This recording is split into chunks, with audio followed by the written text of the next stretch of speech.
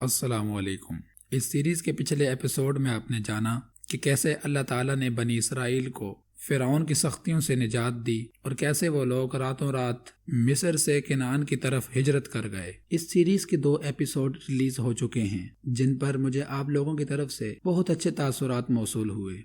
میرے پاس اور بہت سے آئیڈیاز تھے اور میرا ارادہ تھا کہ ایپیسوڈ 3 ریلیز کرنے سے پہلے ان آئیڈیاز پہ کام کیا جائے، لیکن اپنے ایک بہت قریبی اور گہرے دوست کی فرمائش پر میں آج کی یہ ویڈیو ریکارڈ کر رہا ہوں اور آپ کو یقین دلاتا ہوں کہ آج کی اس ویڈیو میں آپ بہت دلچسپ نکات سننے جا رہے ہیں۔ تو بلا تاخیر ویڈیو کو شروع کرتے ہیں۔ اللہ تعالیٰ کی طرف سے وحی آئی کہ اے موسیٰ اپنا عصا پانی پر مارو۔ جب موسیٰ علیہ السلام نے ایسا کیا تو ایک بہت تیز ہوا چلی جس سے دریا کے اندر 12 راستے بن گئے، اور پھر اللہ کے حکم سے زمین پر موجود جو پانی تھا وہ بھی خشک ہو گیا۔ موسیٰ علیہ السلام نے اپنی قوم کو حکم دیا کہ وہ ان راستوں پر چل کر دریا پار کر لیں، لیکن وہ لوگ گھبرانے لگے کہ کہیں دریا کے یہ راستے آپس میں مل نہ جائیں اور کہیں ہم ڈوب نہ جائیں۔ اتنے میں انہی میں سے ایک شخص باہر آیا جس کا نام یوشع تھا۔ انہوں نے اپنا گھوڑا دریا میں ڈال دیا۔ ان کے پیچھے حضرت ہارون علیہ السلام نے بھی اپنا گھوڑا دریا میں اتار لیا۔ جب بنی اسرائیل نے دیکھا کہ یہ لوگ بغیر کسی خوف و خطرے کے دریا میں چل پڑے ہیں تو تمام لوگ دریا میں اتر گئے اور ان 12 راستوں پر چلنے لگے۔ موسیٰ علیہ السلام سب سے آخر میں دریا میں اترے۔ اب یہ لوگ چلتے چلتے موسیٰ علیہ السلام سے عرض کرنے لگے کہ ہم لوگ تو صحیح سلامت ہیں، مگر ہمیں نہیں معلوم کہ ہمارے ساتھی جو ہمارے ساتھ دریا میں اترے تھے وہ صحیح سلامت ہیں یا ڈوب چکے ہیں۔ جس سے موسیٰ علیہ السلام نے ایک مرتبہ دوبارہ پانی کی ان دیواروں پر اپنا عصا مبارک مارا تو ان دیواروں میں روشن دان بن گئے جن کے ذریعے یہ لوگ آپس میں گفتگو کرنے لگے، اور اسی طرح انہوں نے دریا پار کر لیا۔ موسیٰ علیہ السلام کی سٹوری میں ابھی تک آپ 2 لوگوں کے بارے میں سن چکے ہیں جو موسیٰ علیہ السلام کی مدد کر رہے ہیں۔ پہلے حضرت حزقیل اور دوسرے حضرت یوشع۔ ان لوگوں کا کیا ماجرا ہے؟ یہ کون لوگ ہیں؟ موسیٰ علیہ السلام کی سٹوری سے ان 2 پر اسرار لوگوں کا کیا تعلق ہے؟ اس پر انشاءاللہ میں بہت ڈیٹیل سے بات کرنے جا رہا ہوں، تو چینل کے ساتھ جڑ جائیں۔ انشاءاللہ آپ کو علم کے بہت قیمتی موتی ملنے جا رہے ہیں۔ تو اپنی سٹوری پر واپس آتے ہیں۔ اتنے میں فرعون کا لشکر بھی دریا کے کنارے پر آ پہنچا۔ پہلے تو جب فرعون نے دریا کی طرف دیکھا تو وہ حیران رہ گیا کہ پانی کس طرح دیواروں کی طرح کھڑا ہے۔ پھر وہ خود ہی کہنے لگا کہ دیکھو، میرے آنے سے دریا نے راستہ چھوڑ دیا تاکہ میں اپنے بھاگے ہوئے غلاموں کو پکڑ سکوں۔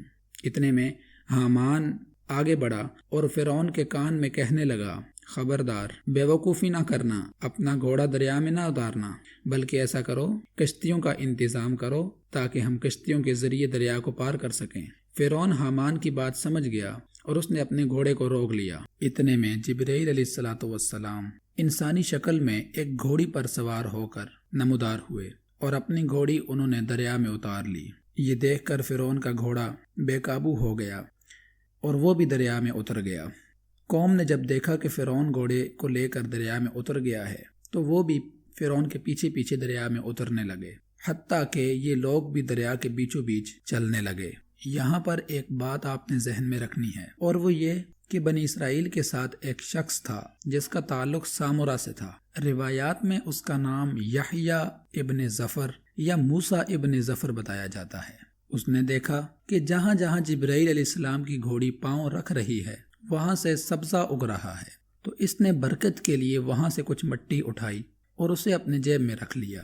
اب پھر اسی پوائنٹ پر آتے ہیں کہ فرعون اور اس کا لشکر دریا کے بیچوں بیچ چلنے لگا۔ جب یہ لشکر عین دریا کے بیچ میں آ گیا تو اللہ تعالیٰ کے حکم سے دریا آپس میں مل گیا اور یہ تمام لوگ وہیں غرق ہو گئے۔ دوسرے کنارے پر بنی اسرائیلی کھڑے ہو کر اس منظر کو اپنی آنکھوں سے دیکھ رہے تھے۔ سورۃ البقرہ کی آیت نمبر 50 میں اللہ سبحانہ و تعالیٰ نے فرعون کے غرق ہونے کا مکمل واقعہ ذکر کیا اور آخر میں فرمایا وَأَنْتُمْ تَنْظُرُونَ، اے بنی اسرائیلیو، تم کنارے پر کھڑے ہو کر یہ منظر اپنی آنکھوں سے دیکھ رہے تھے۔ اللہ اکبر۔ اب یہ 10 محرم اور جمعے کا دن تھا۔ موسیٰ علیہ السلام نے اپنی قوم کے محفوظ ہونے اور فرعون کے غرق ہونے کی خوشی میں روزہ رکھا۔ حضور صلی اللہ علیہ وسلم جب مکہ سے ہجرت کر کے مدینہ آئے تو آپ نے دیکھا کہ یہودی 10 محرم کا روزہ رکھتے ہیں، جب آپ نے ان سے وجہ دریافت کی تو وہ کہنے لگے کہ اس دن اللہ تعالیٰ نے بنی اسرائیل کو یعنی یہودیوں کو فرعون کی غلامی سے آزاد کیا، تو ہم اس دن روزہ رکھتے ہیں۔ تو اللہ کے نبی صلی اللہ علیہ وسلم نے فرمایا کہ ہم زیادہ حقدار ہیں کہ اس دن ہم روزہ رکھیں، تو اس دن سے 10 محرم کا روزہ رکھا جانے لگا۔ یہاں پر میں آپ کو 2 بہت ہی قیمتی نکتے بتانے جا رہا ہوں۔ مجھے یقین ہے کہ میری آڈینس میں بہت پڑھے لکھے لوگ موجود ہیں، اور میں امید کرتا ہوں کہ آپ نے قوم عاد اور قوم سمود کا تذکرہ سنا ہوگا کہ کیسے اللہ تعالیٰ نے ان کی بستیوں کو الٹ کر رکھ دیا۔ لیکن فرعونیوں کے ساتھ ایسا نہ ہوا۔ پہلے اللہ تعالیٰ نے انہیں ان کے گھروں سے نکالا، پھر دریائے کلزم میں غرق کر دیا۔ یہاں پر علماء 2 وجہ لکھتے ہیں کہ اللہ تعالیٰ نے ان کی بستی یعنی مصر کو کیوں ہلاک نہیں کیا۔ نمبر 1 تو یہ کہ مصر میں یوسف علیہ السلام اور ان کے بھائیوں کی قبریں موجود تھیں، ان کی برکت سے اللہ تعالیٰ نے مصر پر عذاب نہیں نازل کیا۔ اور دوسرا یہ کہ انسان جیسا گناہ کرتا ہے اللہ تعالیٰ اسی کے مطابق اسے سزا دیتا ہے۔ جیسے فرعون نے بنی اسرائیلیوں کے بچوں کو قتل کیا اور بچیوں کو چھوڑ دیا، بالکل ویسے ہی اللہ تعالیٰ نے فرعون اور اس کے لشکر سے مردوں کو غرق کیا اور ان کی عورتوں کو پیچھے مصر میں چھوڑ دیا تاکہ وہ بے یار و مددگار رہ جائیں۔ ان 2 وجوہات کی بنا پر اللہ تعالیٰ نے مصر کو غرق نہیں کیا بلکہ فرعون اور اس کے لشکر کو دریائے کلزم میں ڈبو کر مارا۔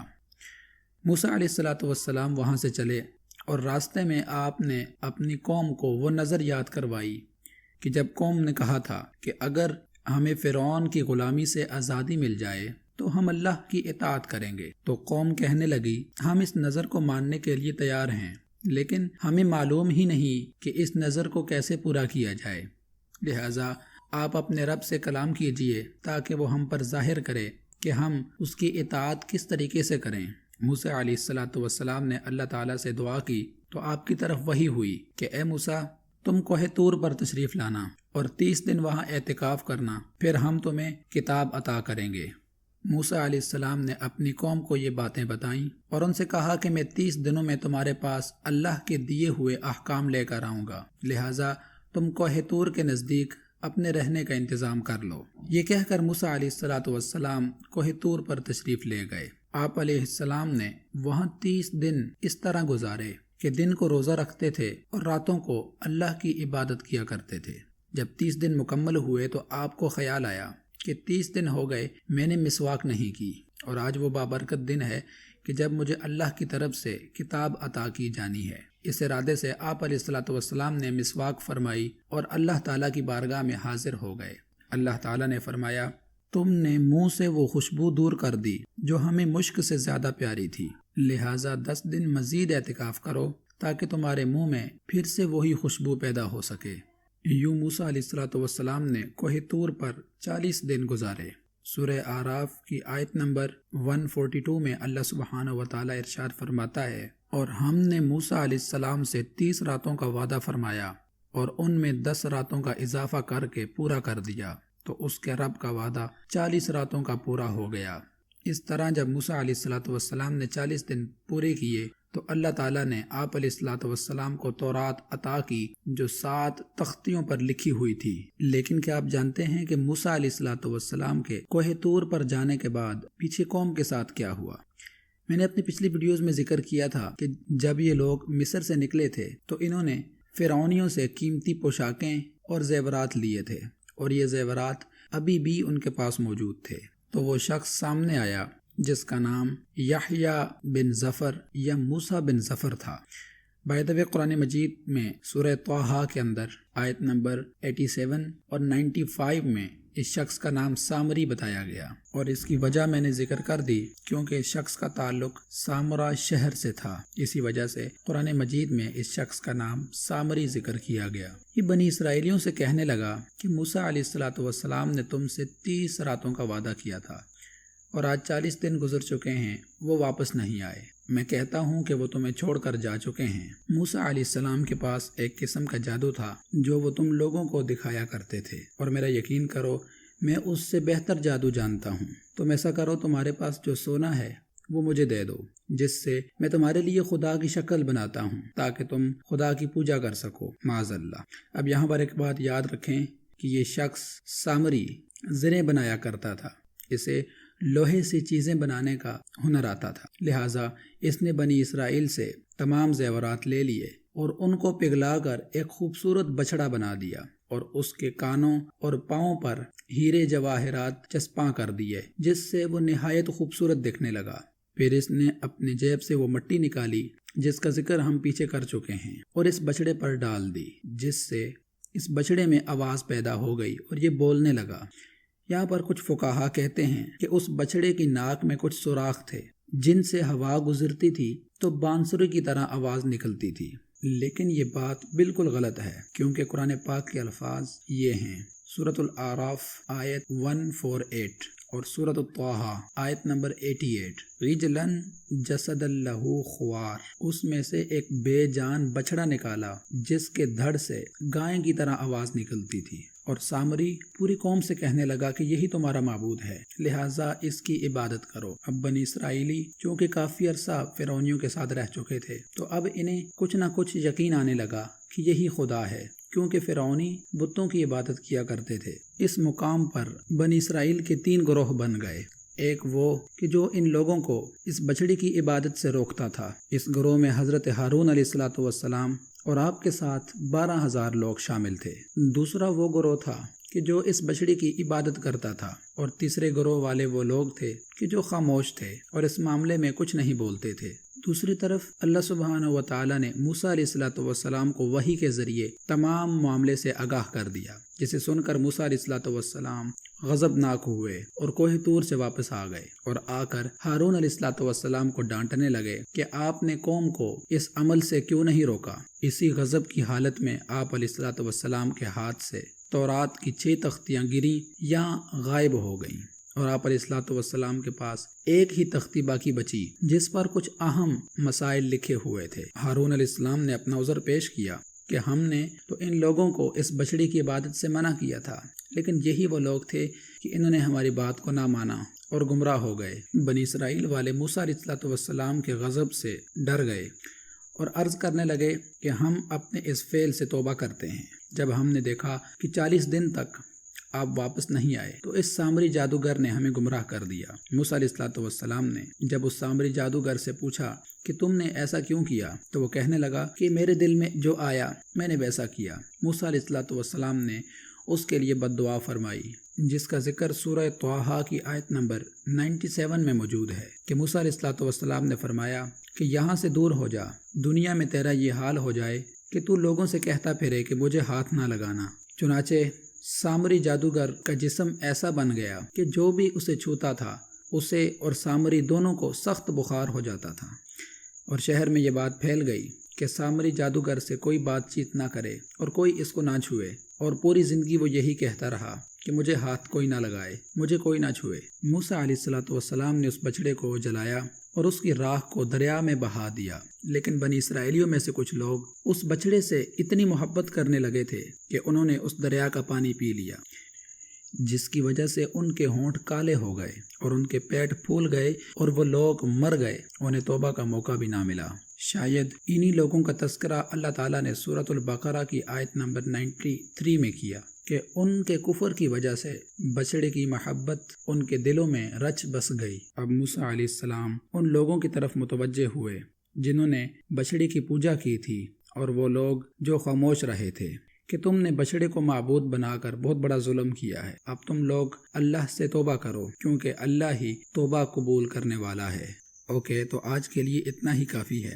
جاتے جاتے میں آپ لوگوں کو کچھ قیمتی باتیں بتانا چاہتا ہوں جو مجھے شاید اس سٹوری کے شروع میں بتا دینی چاہیے تھی، لیکن دیر آئے درست آئے۔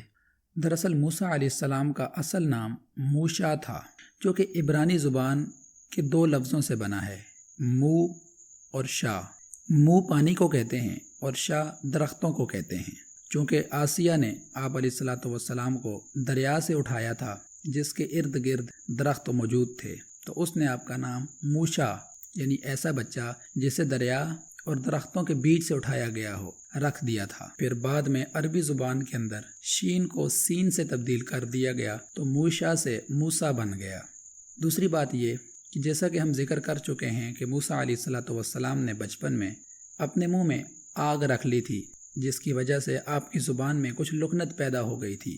پھر آپ علیہ السلام نے دعا فرمائی کہ اے اللہ، میرے بھائی ہارون کو بھی نبوت عطا کر، کیونکہ وہ زبان میں مجھ سے زیادہ فصیح ہیں۔ یوں ہارون علیہ السلام کو بھی اللہ تعالیٰ نے نبوت عطا کر دی تھی۔ اور آخری بات یہ ہے کہ شاید 40 کے عدد میں کچھ قیمتی راز پوشیدہ ہیں، کیونکہ اگر آپ غور کریں تو 40 دن میں آدم علیہ السلام کا خمیر تیار ہوا، 40 دن میں موسیٰ علیہ السلام کو تورات ملی، اسی طرح 40 سال کی عمر میں اکثر پیغمبروں کو نبوت عطا کی گئی۔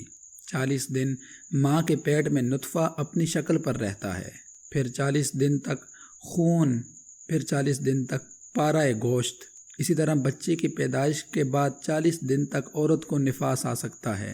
40 سال کی عمر میں انسان کی عقل پختہ ہوتی ہے۔ اور تفسیر عزیزی میں اسی جگہ ایک حدیث بھی نقل ہے، جو شخص 40 دن تک خلوص دل سے عبادت کرتا ہے، اللہ تعالیٰ اس کے دل اور زبان پر حکمت کے چشمے ظاہر فرماتا ہے۔